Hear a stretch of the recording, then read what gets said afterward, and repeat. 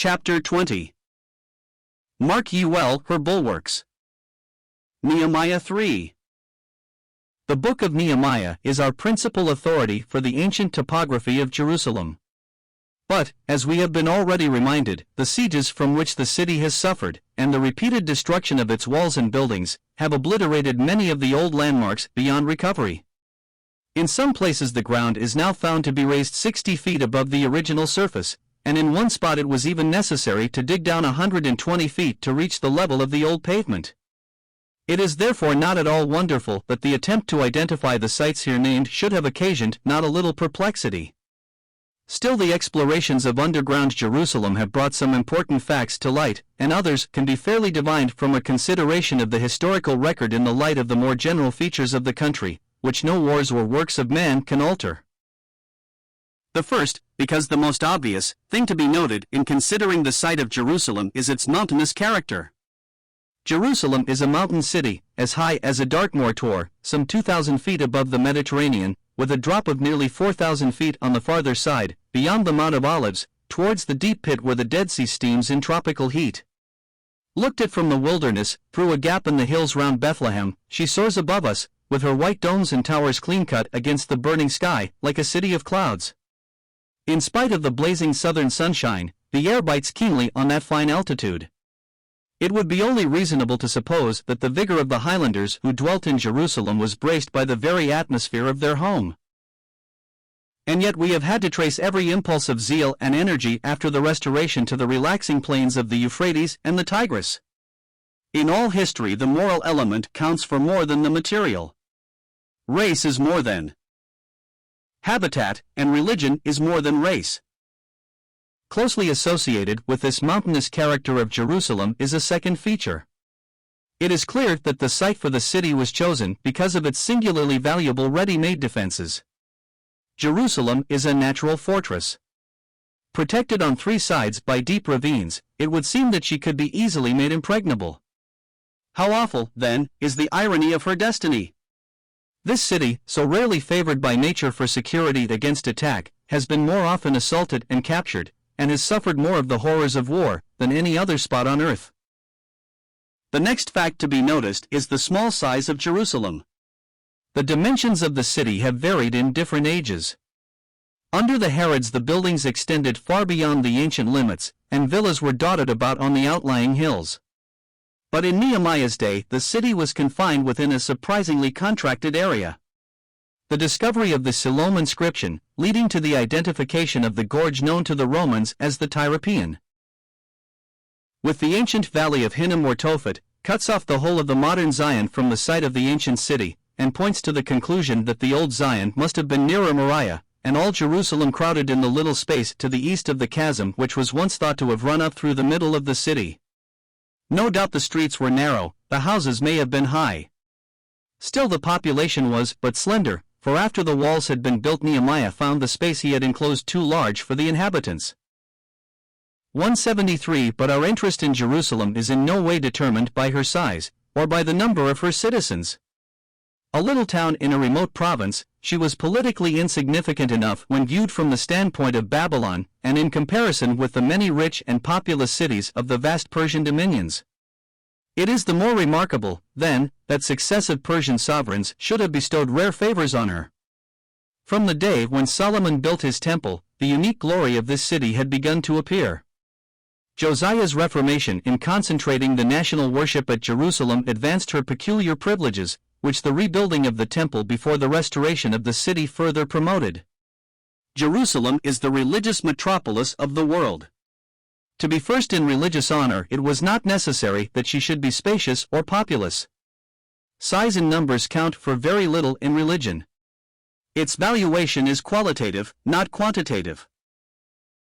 Even the extent of its influence, even the size and mass of this, depends mainly on its character. Moreover, in Jerusalem, as a rule, the really effective religious life was confined to a small group of the pious. Sometimes it was gathered up in a single individual, a Jeremiah, an Ezra, a Nehemiah. This is a fact replete with encouragement for faith. It is an instance of the way in which God chooses the weak things weak as to this world to confound the strong.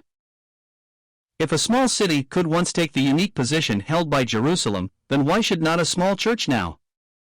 And if a little knot of earnest men within the city could be the nucleus of her character and the source of her influence, why should not quite a small group of earnest people give a character to their church, and, through the church, work wonders in the world, as the grain of mustard seed could move a mountain? The secret of the miracle is, like the secret of nature, that God is in the city and the church, as God is in the seed. When once we have discovered this truth as a certain fact of life and history, our estimate of the relative greatness of things is revolutionized. The map and the census then cease to answer our most pressing questions. The excellence we look for must be spiritual vigor of faith, self-abnegation of love, passion of zeal. As we follow Nehemiah round the circuit of the walls, the more special features of the city are brought under our notice. He begins with the sheep gate, which was evidently near the temple, and the construction of which was undertaken by the priests as the first piece of work in the great enterprise. The name of this gate agrees well with its situation. Opening on the valley of the Kidron, and facing the Mount of Olives and the lonely pass over the hills towards Jericho, it would be the gate through which shepherds would bring in their flocks from the wide pasturage of the wilderness. Possibly there was a market at the open space just inside. The vicinity of the temple would make it easy to bring up the victims for the sacrifices by this way. As the Passover season approached, the whole neighborhood would be alive with the bleating of thousands of lambs. Rich associations would thus cluster round the name of this gate. It would be suggestive of the pastoral life so much pursued by the men of Judah, whose favorite king had been a shepherd lad, and it would call up deeper thoughts of the mystery of sacrifice and the joy of the paschal redemption of Israel. To us Christians, the situation of the sheep gate has a far more touching significance. It seems to have stood near where the St. Stephen's Gate now stands. Here, then, would be the way most used by our Lord in coming to and fro between Jerusalem and Bethany, the way by which he went out to Gethsemane on the last night, and probably the way by which he was brought back as a sheep among her shearers, as a lamb led to the slaughter. Going round from this spot northwards, we have the part of the wall built by the men of Jericho, which would still look east, towards their own city, so that they would always see their work when they got their first glimpse of Jerusalem as they passed over the ridge of the Mount of Olives on their pilgrimages up to the feasts. The task of the men of Jericho ended at one of the northern gates, the construction of which, together with the fitting of its ponderous bolts and bars, was considered enough for another group of builders. This was called the Fish Gate. Since it faced north, it would scarcely have been used by the traders who came up from the sea fisheries in the Mediterranean. It must have received the fish supply from the Jordan, and perhaps from as far as the Sea of Galilee. Still, its name suggests a wider range of commerce than the sheep gate, which led in flocks chiefly from neighboring hills. Jerusalem was in a singularly isolated spot for the capital of a country, one chosen expressly on account of its inaccessibility, the very opposite requisite from that of most capitals, which are planted by navigable rivers. Nevertheless, she maintained communication, both political and commercial, with distant towns all along the ages of her checkered history. After passing the work of one or two Jewish families and that of the Tekoites, memorable for the painful fact of the abstention of the nobles, we come to the Old Gate. That a gate should bear such a name would lead us to think that once gates had not been so numerous as they were at this time. Yet most probably the Old Gate was really new, because very little of the original city remained above ground. But men love to perpetuate memories of the past. Even what is new in fact may acquire a flavor of age by the force of association. The wise reformer will follow the example of Nehemiah in linking the new onto the old, and preserving the venerable associations of antiquity wherever these do not hinder present efficiency. Next we come to the work of men from the northern Benjamite towns of Gibeon and Mizpah, 174, whose volunteer service was a mark of their own brotherly spirit. It should be remembered, however, that Jerusalem originally belonged to the tribe of Benjamin. Working at the northern wall, in accordance with the rule observed throughout that all the Jews from outlying places should build in the direction of their own cities, these Benjamites carried it on as far as the districts of the goldsmiths and apothecaries, 175, whose principal bazaars seem to have occupied the north quarter of the city, the quarter most suitable for trade, because first reached by most travelers. There, however, if we are to accept the generally received emendation of the text mentioned in the margin of the Revised Version, they found a bit of wall that had escaped destruction, and also probably the Ephraim Gate, which is not named here, although it existed in the days of Nehemiah. 176. Inasmuch as the invasions had come from the north, and the recent Samaritan raid had also proceeded from the same quarter, it seems likely that the city had been taken on this side. If so, the enemy, after having got in through a gate which they had burnt, or through a breach in the wall, did not think it necessary to waste time in the heavy labor of tearing down the wall in their rear. Perhaps as this was the most exposed quarter, the wall was most solid here. It was known as the Broad Wall. The wealthy goldsmiths would have been anxious that their bazaars should not be the first parts of the city to entertain a marauding host through any weakness in the defenses. The next bit of wall was in the hands of a man of some importance, known as the ruler of half the district of Jerusalem, 177, i.e., he had the management of half the land belonging to the city, either a sort of police supervision of private estates, or the direct control of land owned by the municipality, and possibly farmed for the time being on communal principles. Still following the northern wall, we pass the work of several Jerusalem families, and so on to the potteries, as we may infer from the remark about the Tower of the Furnaces. 178. Here we must be at the corner gate, 179, which, however, is not now named. The Tower of the Furnaces may have been part of its fortifications. Evidently this was an important position. The manager of the second half of the city estates and the villages on them, known as his daughters, had the charge of the work here. It was 400 cubits from the Ephraim gate to the corner. 180. At this point the long north wall ends, and the fortifications take a sharp turn southwards. Following the new direction, we pass by the course of the Valley of Hinnom, leaving it on our right. The next gate we meet is named after this ravine of evil omen, the Valley Gate. It would be here that the poor children, victims to the savage Moloch worship, had been led out to their fate. The name of the gate would be a perpetual reminder of the darkest passage in the old city's history of sin and shame. The gate would face west, and, in accordance with the arrangement throughout, the inhabitants of Zanoah, a town lying out from Jerusalem 10 miles in that direction, undertook the erection of it. They also had charge of 1,000 cubits of wall, an exceptionally long piece, but the gates were fewer on this side, and here possibly the steepness of the cliff rendered a slighter wall sufficient. This long, unbroken stretch of wall ends at the Dung Gate, through which the refuse of the city was flung out to the now degraded valley which once had been so famous for its pleasure gardens. Sanitary regulations are of course most necessary. We admire the minuteness with which they are attended to in the Pentateuch, and we regard the filthy condition of modern Eastern cities as a sign of neglect and decay. Still, the adornment of a grand gateway by the temple, or the solid building of a noble approach to the city along the main route from the north, would be a more popular undertaking than this construction of a dung gate. It is to the credit of Nehemiah's admirable skill in organization that no difficulty was found in filling up the less attractive parts of his program, and it is even more to the credit of those who accepted the allotment of them that, as far as we know, they made no complaint. A common zeal for the public good overcame personal prejudices. The just and firm application of a universal rule is a great preventative of complaints in such a case.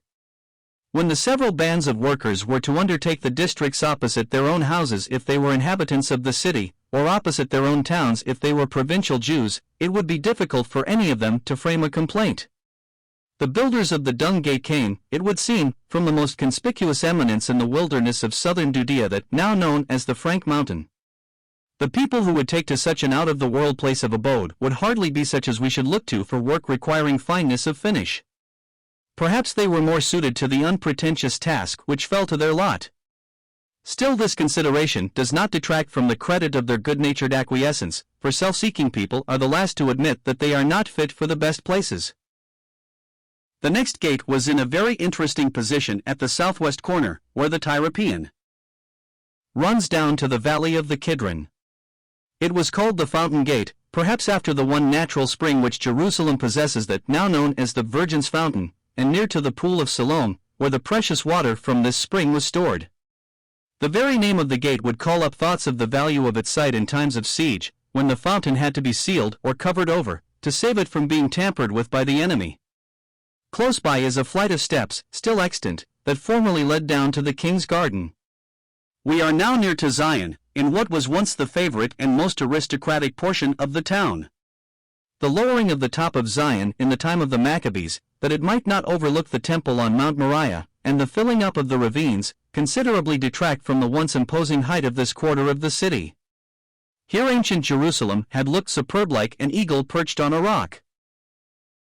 With such a fortress as Zion, her short-sighted citizens had thought her impregnable, but Nehemiah's contemporaries were humbler and wiser men than the infatuated Jews who had rejected the warnings of Jeremiah. The adjoining piece of wall brings us round to the tombs of the kings, which, according to the custom of antiquity, as we learn from a cuneiform inscription at Babylon, were within the city walls, although the tombs of less important people were outside, just as to this day we bury our illustrious dead in the heart of the metropolis. Nehemiah had been moved at the first report of the ruin of Jerusalem by the thought that his father's sepulchres were there. From this spot it is not so easy to trace the remainder of the wall. The mention of the Levites has given rise to the opinion that Nehemiah now takes us at once to the temple again, but this is hardly possible in view of his subsequent statements. We must first work round by Ophel, the water, the east, and the horse gates, all of them apparently leading out towards the valley of the Kidron. Levites and priests, whose quarters we are gradually approaching, and other inhabitants of houses in this district, together with people from the Jordan Valley and the East Country, carried out this last piece of work as far as a great tower standing out between Ophel and the corner of the temple wall, a tower so massive that some of its masonry can be seen still standing. But the narrative is here so obscure, and the sites have been so altered by the ravages of war and time, that the identification of most of them in this direction baffles inquiry. Mark ye well her bulwarks. Alas! They are buried in a desolation so huge that the utmost skill of engineering science fails to trace their course. The latest great discovery, which has simply revolutionized the map by identifying the Tyropoeon with the Old Testament valley of Hinnom or Tophet, is the most striking sign of these topographical difficulties. The valley itself has been filled up with masses of rubbish, the sight of which today confirms the dreadful tragedy of the history of Jerusalem, the most tragic history on record.